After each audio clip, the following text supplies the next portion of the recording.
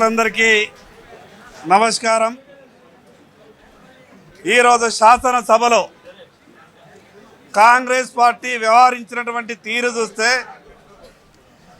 ఎన్నికల సమయంలో ఇచ్చినటువంటి 6 గ్యారంటీలను అమలు చేయక కేంద్ర ప్రభుత్వం ప్రవేశపెట్టినటువంటి బడ్జెట్ను బూచీగా చూయించి ఈ రాష్ట్ర ప్రభుత్వం 6 గ్యారంటీలను ఎగ్గొట్టే విధంగా వ్యవహారం చేస్తున్నదేమో అనుమానం మాకు కలుగుతూ ఉన్నది.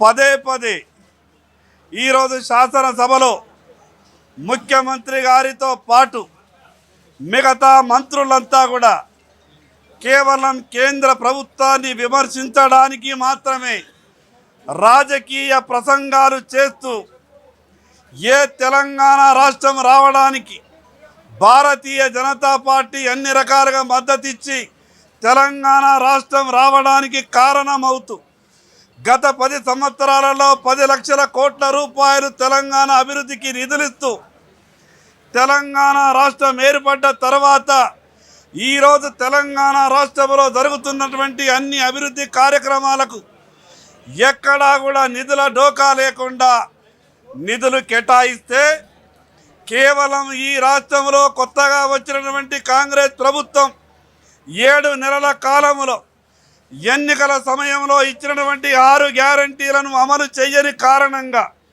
ప్రజల నుంచి వస్తున్నటువంటి వ్యతిరేకతను పసిగట్టి ఆ వ్యతిరేకతను కేంద్ర ప్రభుత్వం మీద నెట్టాలని ఈరోజు శాసనసభలో తీర్మానం చేసింది. శాసనసభలో తీర్మానం చేయడం వల్ల మీరు అనుకుంటున్నారో కాంగ్రెస్ పార్టీ ప్రభుత్వం మేమిచ్చినటువంటి 6 గ్యారంటీల హామీల నుంచి తప్పించుకోవచ్చని. కానీ భారతీయ జనతా పార్టీ ఈ రాష్ట్రంలో ఉన్నటువంటి ప్రభుత్వాన్ని మీరిచ్చినటువంటి 6 గ్యారంటీలు అమలు చేసే వరకు వెంటాడుతాం. మేము శాసనసభలో పదే మేము చెప్పినాం, ఇచ్చినటువంటి పద్ధతుల మీద చర్చ జరగాల. 10 లక్షల కోట్ల రూపాయలు కేంద్ర ప్రభుత్వం తెలంగాణ రాష్ట్రానికి సాయం చేసింది.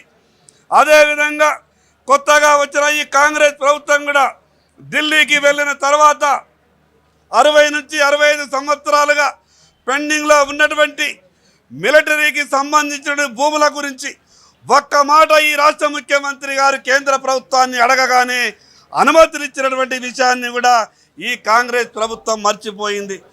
త్రిపురాల్ రోడ్కు 26,000 కోట్ల పైచిలుకుతో తలబెట్టినటువంటి ఆ యొక్క పద్దు గురించి 26,000 కోట్ల పైచిలుకు నిధులే కాకుండా భూసేకరణకు సంబంధించినటువంటిది ఆయా రాష్ట్ర ప్రభుత్వాలు నిధులను సమకూరుకుంటాయి. కానీ ఇక్కడ కేంద్ర ప్రభుత్వం భూసేకరణకు కూడా 50% నిధులు ఇవ్వడానికి సిద్ధమయ్యింది.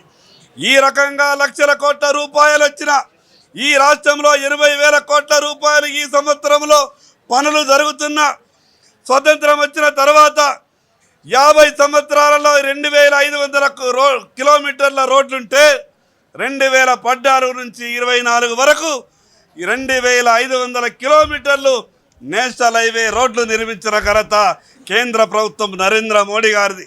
కానీ ఆ విషయాలన్నీ కూడా మర్చిపోయి కేవలం బురద చల్లాలన్న ఒక ఆలోచనతోనే శాసనసభలో ఈరోజు చర్చ పెట్టిండ్రు. ఈ రాష్ట్ర ఖజానా అంతా కూడా ఖాళీ అయింది. ఎక్కడ కూడా ఏం చేద్దామన్న చిల్లి కవ్వలేదు.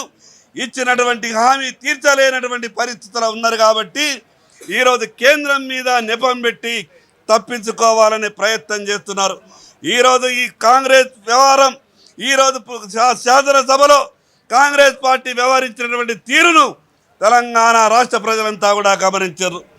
ఇవాళ మాట్లాడినటువంటి మాటల్ని కానీ వారు చేయించినటువంటి చేష్టలను కానీ ఈ రాష్ట్రంలో ఎవరు కూడా నమ్మే పరిస్థితులు లేరు. ఇప్పటి వరకు 10 లక్షల కోట్ల రూపాయలే కాదు, రేపు రాబో రోజులలో తెలంగాణకు ఎక్కడ ఏ అవసరం వచ్చినా కేంద్ర ప్రభుత్వం అన్ని విధాలుగా అండగా ఉంటుందని మా రాష్ట్రానికి చెందినటువంటి నాయకులు కూడా చెప్పడం జరిగింది. కేవలం ఒక అక్కసుతోనే ఈరోజు భారతీయ జనతా పార్టీని విమర్శించాలా, కేంద్ర ప్రభుత్వాన్ని బదనాం చేయాలా. గతంలో టీఆర్ఎస్ పార్టీ ఏ రకమైనటువంటి ఆలోచనతోని ఉండెనో అదే రకమైనటువంటి పంతాన్ని కాంగ్రెస్ పార్టీ కొనసాగిస్తున్నది. కాబట్టి ఈరోజు కాంగ్రెస్ పార్టీ వ్యవహారం చేసేటువంటి తీరుని రాష్ట్ర ప్రజలంతా కూడా గమనించారు. మొన్న పార్లమెంట్ ఎన్నికల్లో కాంగ్రెస్ పార్టీకి బుద్ధి చెప్పిర్రు, టీఆర్ఎస్ పార్టీకి బుద్ధి చెప్పిర్రు. అయినా ఆ రెండు పార్టీలు జరిగినటువంటి తప్పులను, చేసినటువంటి ఆరోపణలు సవరించుకుంటారని అనుకున్నాం.